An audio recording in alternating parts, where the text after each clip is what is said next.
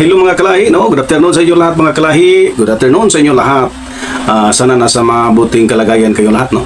So ngayon mga kalahi, nais ko lang pong talagang magbigay ng pahayag talaga mga kalahi dahil itong isang anchorman sa radio station sa DYHP, itong si Attorney Ropel Fernandez Banyok.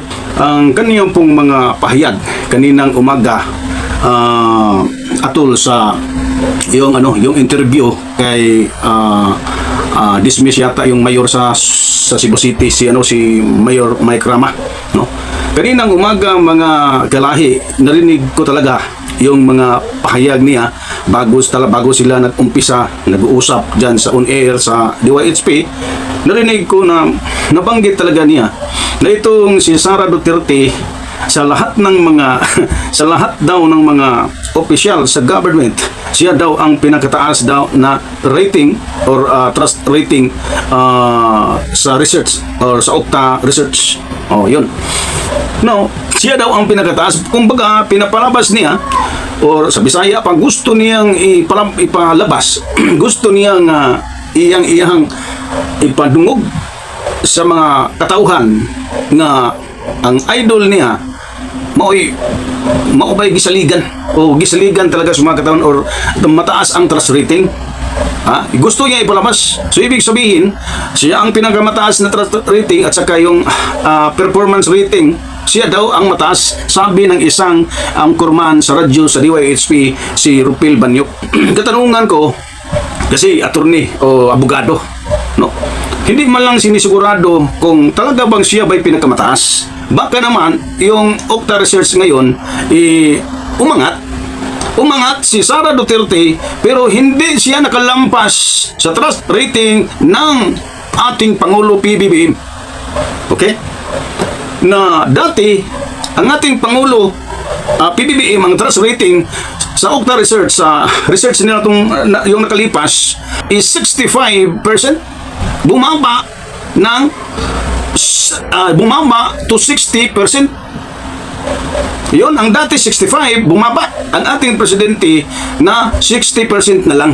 Ngayon, sa Okta Research sa pizza dito sa Google is 29, April 29, 2025. Ngayon, ang trust rating ni BP Sara noon or dati, yung nakalipas din na survey sa Okta Research, ang trust rating ni BP Sara is only 49. Umangat si BP Sara ngadto sa gitawag nga 58% trust rating ni BP Sara. So 58, lamang pa ang PBBM, lamang pa si PBBM ng 2%. Ayon po sa Okta Research sa survey. Tapos ang trust performance ni Sara Duterte ngayon is 56 ngayon ang kaniyang trust performance.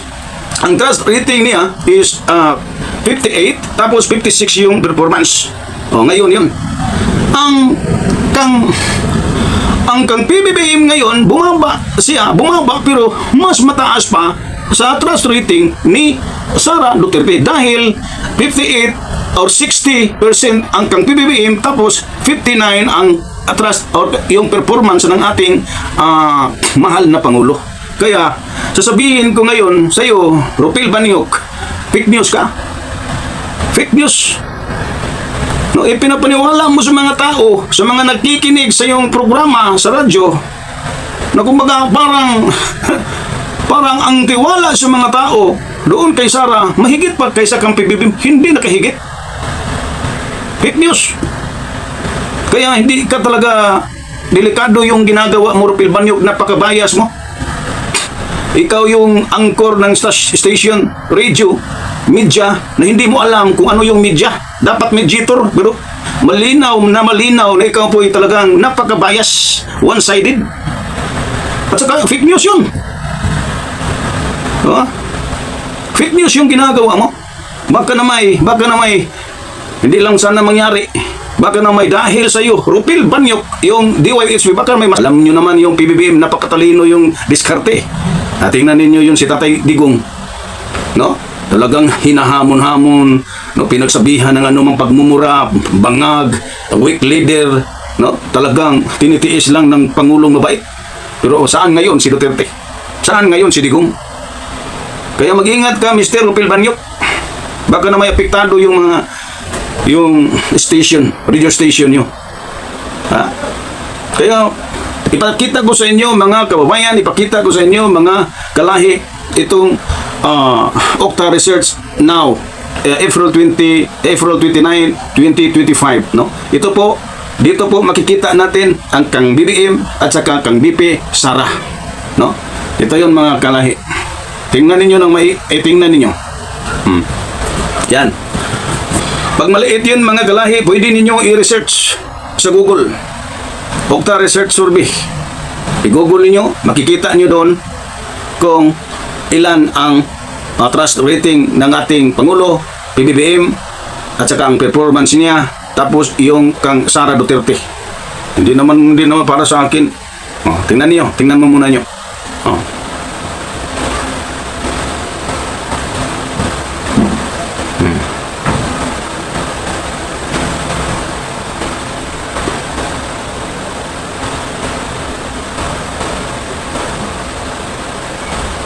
Pag hindi niyo yun mabasa talaga, pag hindi niyo yun mabasa mga kalahi, dahil napakaliit, no, maliit talaga, no. Pwede naman niyo i-Google. Kasi maliit din. Pinapakita ko lang sa inyo na ako po'y nag-react na hindi po fake news. Dahil ang PBBM administration iniusig ngayon ang mga fake news. Kaya mag-ingat itong anchorman sa DYHP Cebu, RPN. Radio station sa Cebu, anchorman na usa ka abogado. Napakabayas itong klaseng attorney, no? Tingnan niyo. Yun. Ma-search niyo yan mga kalahi. Kaya sasabihin ko sa inyo ngayon mga kalahi, lalo na kayong mga nakikinig sa programa ng Straight to the Point daw ni Rupil Banyok. Hindi lahat yung mga sinasabi yung totoo. No? Karamihan yan talagang may bias, talagang may binanggit sa pabor sa side ng mga Duterte. No? Na parang totoo, pero hindi. Ngayon, may sinabi pa siya kaninang umaga, mga kalahi, no? Pwede ninyo na i-research yung ano niya. Ngayon ay May 8 na ngayon, May 8 ngayon. Kanina lang umaga, narinig ko yung binanggit niya na pinapalabas niya na parang si Sara Duterte ang pinapaniwalaan ng mga tao. Mataas daw ang rating. Pero nang sinerch ko talaga sa Okta Research Survey, nakita natin na kasinungalingan. Hindi nakalampas, no? Hindi talaga nalampasan ang ating mahal na Pangulo. May narinig ako kaninang umaga din na kurakot daw si PBBM. Kung attorney ka pa naman, siguraduhin mo yung ebidensya mo, ipakita mo yung ebidensya mo na talagang totoong kurakot ang aming presidente. Ipakita mo yung ebidensya. Saan siya nangungurakot? Ano yung ninanakaw niya? Kumpara ni BP Sara na ang dami, ang kapal ng mga evidences sa Quadcom. Ipakita mo, Rupil Banyok, yung sinabi mong ipakita mo kung totoo bang kurakot ito si PBBM. Talagang malaitin ka talaga eh. Nang dumating yung bigas, talagang nilalait mo yung ginagawa ng gobyerno. Tapos nung una, yung hindi pa nag-action si PBBM na 20 pesos ang kilong bigas. Ngal-ngal yung bunganga mo, Mr. Rupil Banyok. Nang dumating na, hindi yun makain ng tao. Wala kayong, kapareho lang kayo, wala kayong pagkakaiba ng idol mong BP. Saroy. Hinahamon kita, Mr. Rupil Banyok, ipakita mo yung ebidensya.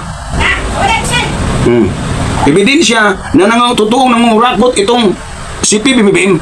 Baka katulad yun sa pulburon video. Parang kalahi lang kayo ni ni Marlica, kalahi ka lang nila ni Rocky. Parang kalahi ka. So tingnan niyo. Saan yung ebidensya?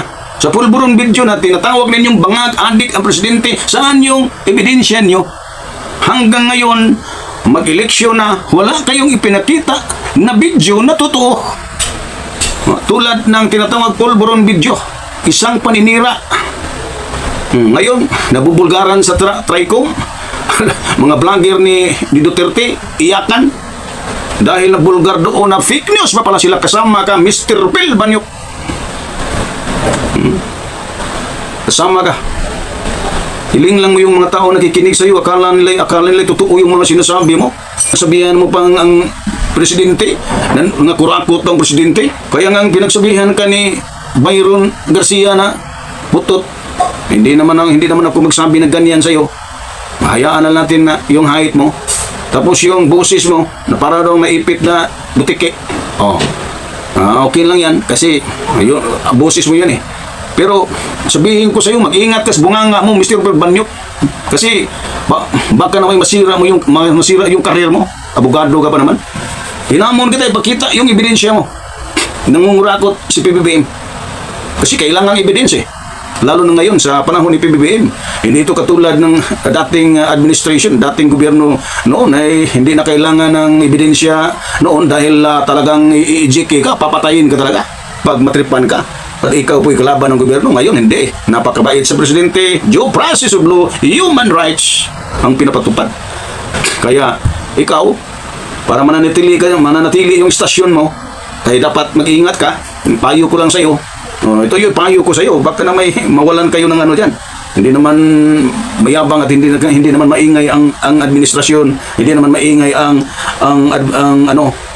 gobyerno ni PBBM, hindi maingay, lalo nang hindi maingay ang mabait na presidente. Pero tingnan ninyo ngayon, saan na si Kibuloy at saan na si Digong Duterte na laging nambubuli sa mahal naming presidente. Kaya mag-iingat ka, Mr. Phil Banyok, yung bunganga mo.